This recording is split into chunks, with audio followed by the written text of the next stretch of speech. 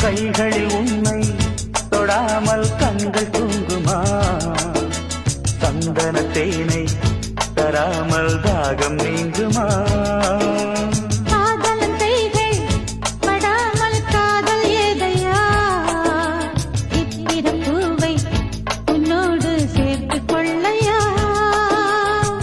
இதழ்களின் மேலே